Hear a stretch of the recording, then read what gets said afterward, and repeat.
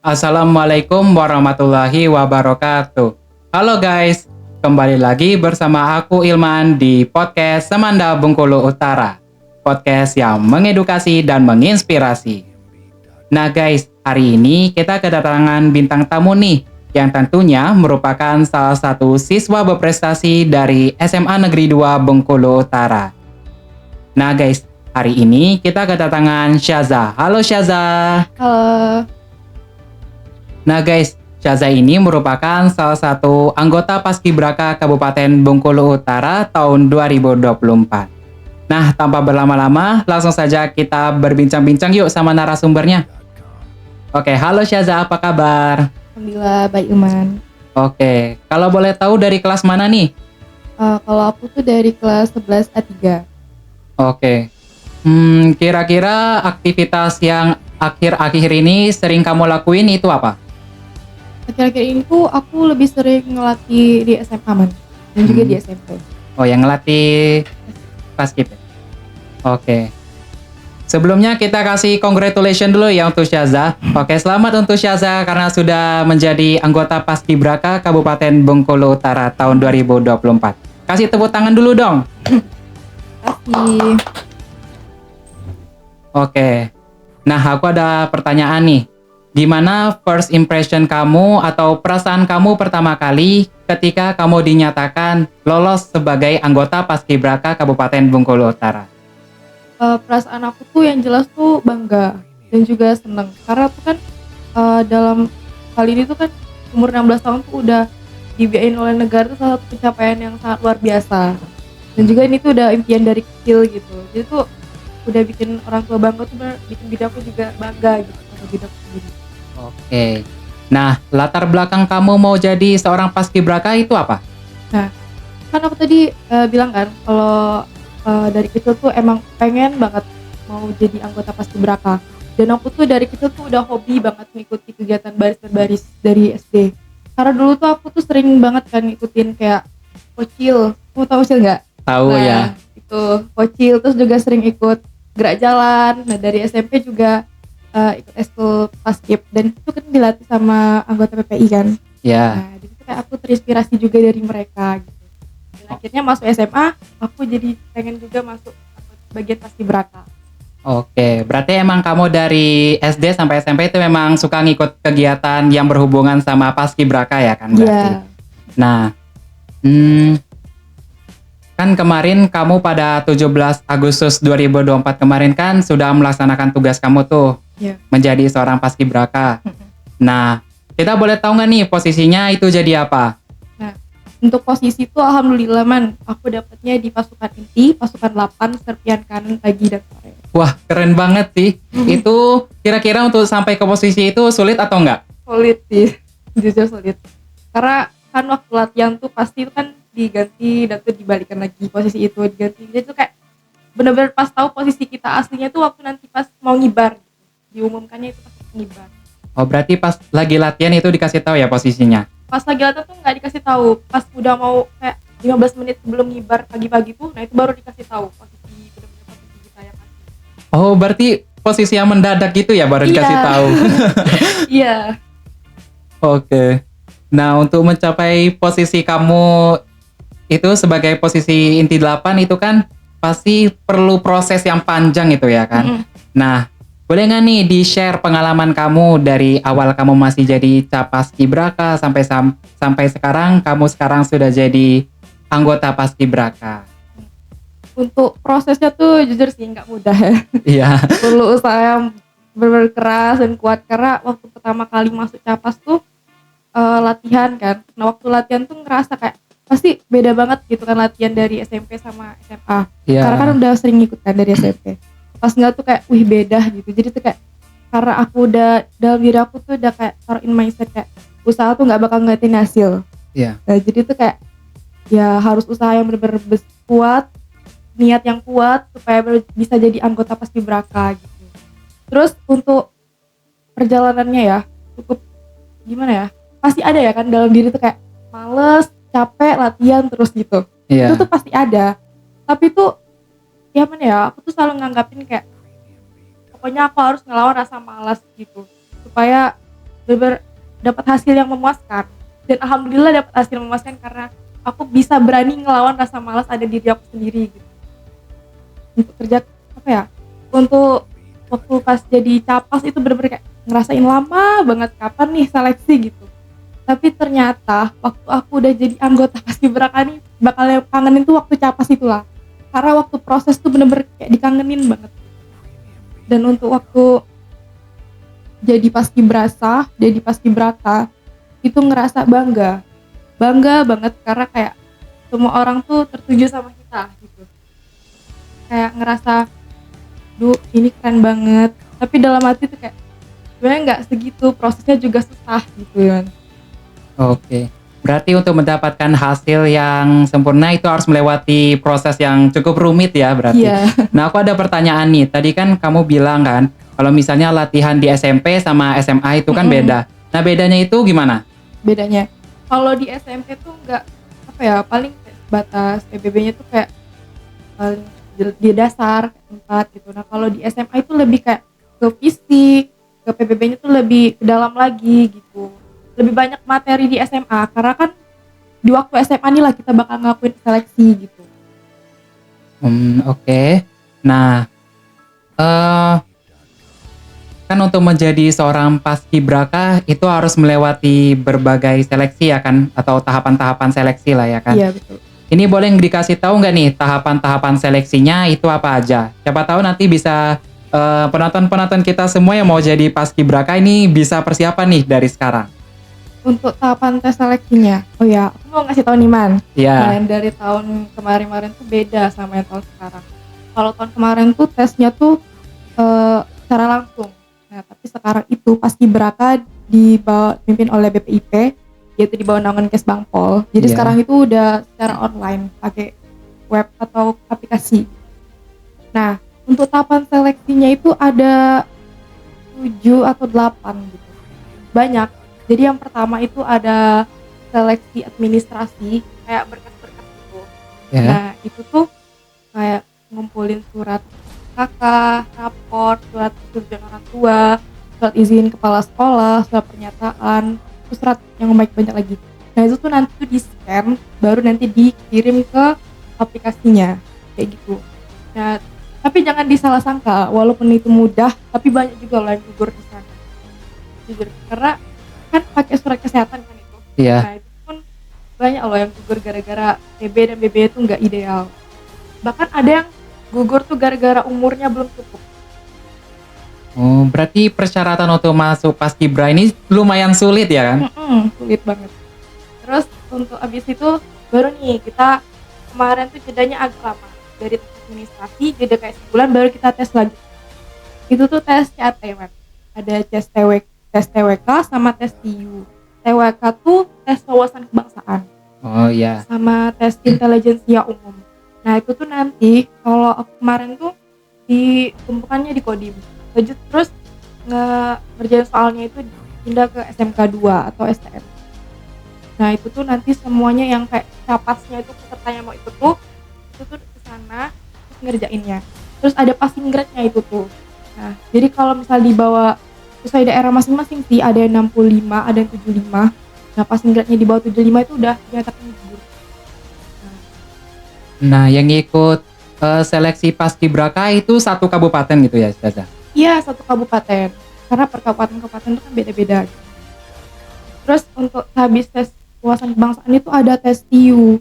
TIU itu juga sama sih, ngerjain soal. Tapi bedanya itu kalau wawasan kebangsaan itu kan kayak tentang Pancasila gitu. Iya. Nah kalau TIU tuh kayak lebih ke daerah-daerah. Pokoknya intelijensia umum, materi gitu-gitu. Nah terus tuh habis itu, keesokan harinya itu ada tes lagi man. Tes apa itu? Itu tes kesehatan. Nah di situ tuh dicek semua itu tinggi badan, berat badan. Nah untuk yang cewek itu tuh bahkan ada tes urin di sana. Dan terus ada pokoknya cek darah itu bahkan banyak banget dicek di sana. Terus setelah itu ada tes PBB. Tapi bentar dulu. Tadi kan kamu sebelumnya nih udah bilang nih tadi yang di tes awal ya kan? Yang tes kesehatan apa tuh? Yang tes yang ada surat kesehatannya itu. Iya. Kan tadi kamu udah bilang tuh di sana itu udah tertera berat badan sama tinggi badan. Kok di tes kesehatan itu dicek lagi? Itu lebih untuk memastikan lagi man, karena nanti tuh dicek langsung sama dokternya. Ada keluhan penyakit bawaan apa enggak gitu. Lebih detail lagi diceknya. Oh. Untuk mengikuti seleksinya itu berapa hari? Kalau kemarin aku tuh 4 hari man. 4 hari tuh kalau misalnya lolos itu 4 hari. Tapi kalau nggak lolos berarti gugur langsung lagi. Oh iya. Tadi boleh dong dilanjutin lagi tadi tes-tesnya? Nah, untuk tes PBB itu tuh kan kita udah belajar kan dari latihan sebelumnya. Itu tuh kita bakal nampilin PBB kita sesuai sama pengurus nanti. Biasanya itu dibagi per peloton atau nanti dites sendiri-sendiri gitu dalam ruangan. Nah, itu baru tes PBB.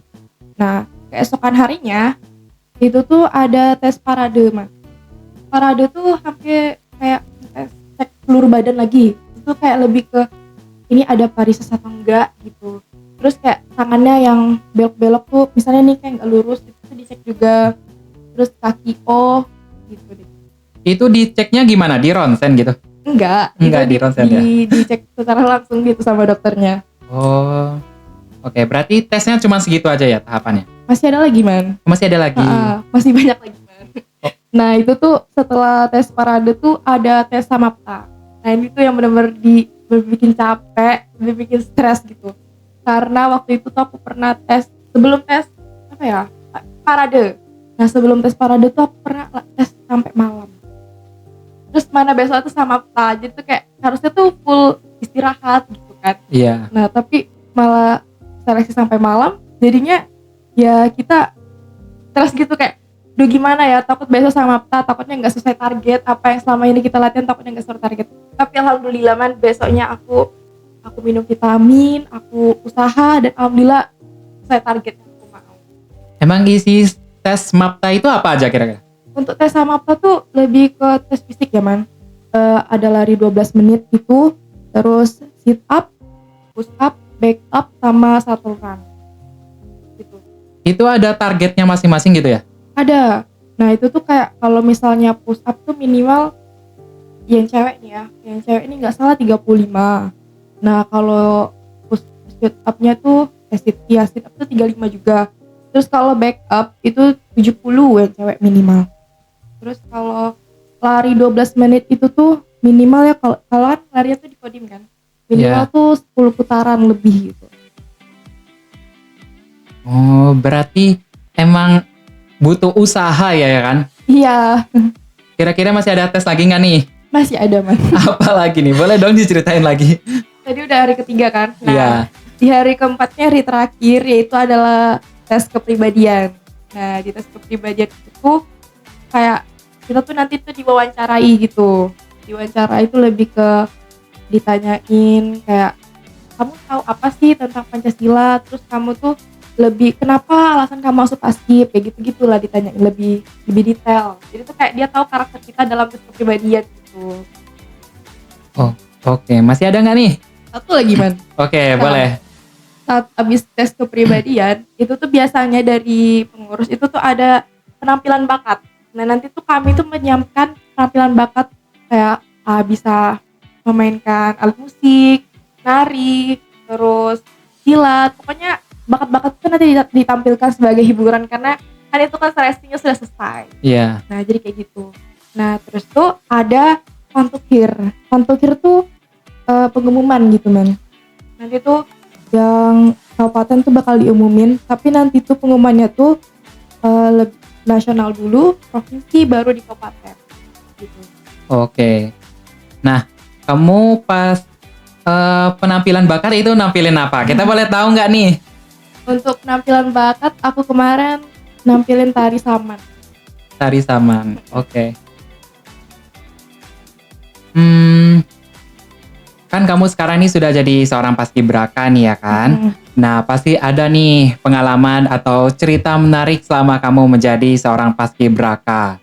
Nah boleh nggak nih diceritain pengalaman atau cerita menarik yang pernah kamu alami? Cerita menarik sih, ada sih pasti man. Ya pastinya ada dong. Waktu jadi paskibraka tuh ngerasain kayak keren banget ya, ternyata seru banget gitu masuk organisasi Paskib. Karena feel kebersamaannya tuh dapet banget gitu di eskul ini. Karena dari awal kan kita diklat dulu tuh latihan kan pendidikan. Ya. Nah itu tuh kayak ngerasa sama apa itu sama-sama, ngelakuin itu sama-sama. Bahkan mandi aja kami tuh sama-sama, man. Ah, serius? Iya, kami bahkan kayak mandi tuh bisa 5 orang sekaligus dalam satu kamar mandi tuh. Jadi tuh kayak jiwa kebersamaan itu dapet banget di situ tuh. Tidur sama-sama, bahkan kayak kalau sesudah diklat tuh kan kita pulang kan sendiri-sendirinya tuh ngerasa feel sepi banget gitu, beda banget. Terus setelah kita keluar diklat itu tuh bahkan masih ngerasain kayak masih seru gitu, karena setelah diklat tuh nggak plong selesai, bukan, karena kami itu masih ada pelantikan, latihan gabungan. Nah itu kan masih ketemu kan. Nah di situ tuh kayak kami lepas temu kangen gitu di sana. Nah sekarang ini kan aku tuh belum jadi PPI nih, belum pernah. Nah masih jadi anggota Paskibraka. Nah itu tuh nanti aku masih ada diklat lagi nih di 1 Juni. Nah itu tuh diklat lagi nanti 3 hari tapi. Nah setelah itu baru kami dipurnakan. Oke. Nah, kan kamu kemarin nih sudah bertugas ya kan pada tanggal 17 Agustus 2024 kemarin. Nah, kira-kira dari kamu kemarin tugas itu ada reward nggak gitu? Alhamdulillah dapet sih, man. Kemarin rewardnya itu dapat uang, sama juga dapat reward jalan-jalan kemarin tuh. Jalan-jalannya kemana aja? Kami jalan-jalannya kami keliling sih kemarin tuh ke Jakarta, Jogja. Kami kan bola balik, jadi kami tuh kayak keliling kayak ke Lampung, lewat ini, lewat itu gitu. Jadi ngerasain gitu. Itu kira-kira seru nggak sih? Seru banget, apalagi kan sama-sama kan rame-rame. Nah jadi tuh kayak seru banget, sama seniornya juga kayak lagi asik banget gitu, seru banget. Oke, itu berapa hari itu? Kemarin tuh gak salah seminggu sih jalan-jalannya. Oke, itu full seminggu di perjalanan atau seminggu itu udah total dari perjalanan sampai kamu datang lagi ke sini? Oh, kalau untuk itu enggak sih, minggu tuh udah full perjalanan. Jadi hari pertama itu masih berangkat dari Bengkulu, terus sampai ke Lampung, sampai ke Bakauni itu. Oke. Nah itu tuh lanjut menginap juga di Jogja, terus putar lagi kita. Oke. Nah ini aku mau pertanyaan lagi nih. Sebenarnya tadi mau aku tanyain, tapi tadi agak lupa ya sama pertanyaannya. Jadi aku mau tanya lagi nih sekarang. Nah, kan tadi nih kita sebelumnya ada bahas-bahas tentang tahapan-tahapan seleksi ya kan. Nah, jadi pertanyaan aku itu gimana cara kamu mempersiapkan diri secara fisik maupun mental? Oke, dari fisik sih, kan aku tuh dari SMA tuh ngerasa pasti ada kurang-kurangnya gitu kan. Kayak syarat jadi masuk Paskib tuh kayak PB dan BB-nya tuh harus ideal. Dan itu tuh kayak aku tuh ceritanya, man. Nah dulu tuh aku tuh over gitu orangnya, man, kayak over berapa kilo gitu. Dan itu tuh aku kayak ngerjain target kayak pokoknya harus turun secara ideal gitu. Pokoknya supaya aku bisa jadi anggota Paskibraka, aku harus diet tapi dietnya tuh harus diet santai, man, jangan diet keras, karena aku dibilangin juga sama seniornya kayak jangan terlalu diet keras, nanti soalnya takutnya kalau misalnya lulus masuk diklat itu tuh sakit takutnya. Jadi tuh kayak diet santai aja gitu. Nah tapi aku tuh kayak ngerasa kayak susah banget nahan godaan gitu kan, man. Aku sendiri juga susah sih nahan godaan. Dan godaan nafsu makan tuh pasti ada aja gitu. Tapi karena aku rutin latihan, rutin lari, rutin olahraga, nah itu tuh semuanya alhamdulillah bisa tercapai tujuan kita terwujud gitu. Nah itu tuh salah satu usaha aku yang lumayan besar gitu lah untuk persiapan seleksi nanti gitu. Oke. Terus untuk kan gak cuman DB dan BB aja tuh, untuk postur badan tuh juga selalu diperhatikan gitu sama pengurusnya nanti gitu. Jadi tuh kayak setiap pulang latihan tuh aku selalu ngaca gitu, ada yang miring gak ya gitu ya. Biar nggak biar kebiasaan gitu, apa yang salah itu pasti dibenarkan gitu. Oke. Nah, kan tadi seperti yang aku bilang sebelumnya ya kan, kalau mau jadi seorang paskibraka itu harus melalui perjalanan atau proses yang panjang ya kan. Nah, di dalam perjalanan atau proses yang panjang itu pasti kita bertemu dengan yang namanya rintangan ataupun juga permasalahan-permasalahan ataupun juga konflik gitu ya kan. Nah, kira-kira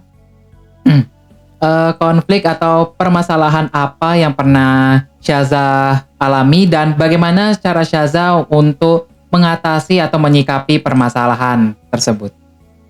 Seperti yang aku bilang tadi, permasalahannya itu yang pertama, pasti itu kan aku tuh mau lebih mengajak teman aku tuh rame-rame gitu. Biar di SMA 2 Bengkulu Utara ini banyak gitu yang bisa jadi anggota paskibraka. Dan aku tuh pasti selalu ngajak teman-teman aku, ayo dong latihan biar kita sama-sama nanti lulus, kita jadi paskibraka, biar kita sama-sama reward. Pokoknya kan seru gitu kan. Makanya di kelas jadi kan tuh pasti mereka tuh kayak susah ngelawan juga kayak aku tuh tadi. Susah ngelawan rasa malas latihan. Tapi karena aku bisa ngelawan, jadi aku dan teman-teman aku juga usaha dan alhamdulillah bisa jadi anggota paskibraka. Karena aku dalam mindset diri aku sendiri, aku selalu nerapin kayak usaha tuh nggak akan mengkhianati hasil gitu. Oke. Nah, ini aku boleh tanya lagi nggak nih? Kira-kira anggota paskibraka yang dari SMA Negeri 2 Bengkulu Utara itu ada berapa? Untuk anggota paskibraka di SMA Negeri 2 tahun 2024 yang baru kemarin ngibar itu tuh alhamdulillah ada lulus 15 orang. Dan itu tuh ada utusan 2 provinsi dan 13 utusan kabupaten. Oh, berarti lumayan banyak ya kan dari Semanda? Iya, alhamdulillah. Dan juga kebetulan nih Man, di Kabupaten Bengkulu Utara ini, di SMA Negeri 2 Bengkulu Utara inilah yang paling banyak lulus. Wah, berarti emang paski dari SMA Negeri 2 itu bagus-bagus semua ya kan? Oke, kita lanjut ke last question nih ya. Ya. Oke, pertanyaan terakhir dari aku itu, kira-kira kamu ada harapan atau pesan yang mau disampaikan nggak sama adik-adik atau capaskib dari SMA Negeri 2 Bengkulu Utara? Untuk pesannya adik-adik capaska yang bakal datang nanti, kalian semangat ya latihannya, jangan bolong-bolong latihannya, supaya nanti kalian bisa banggain sekolah, orang tua, dan banggain diri kalian sendiri. Masa kalian gak mau sih dari kayak ngerasain jadi kayak aku juga, karena benar-benar itu menjadi pengalaman yang sangat luar biasa dalam diri kita sendiri.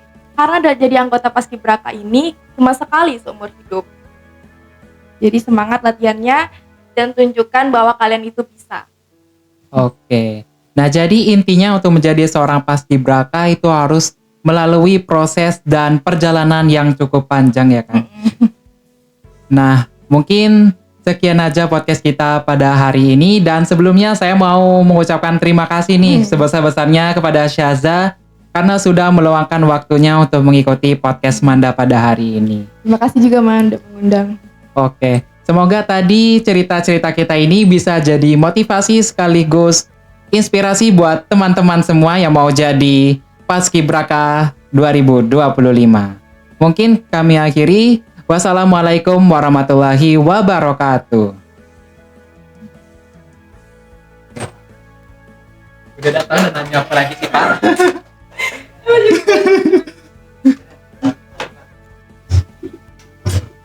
Disebutnya apa Pak? Udah sampai jam. Ya Allah, sampai Apa?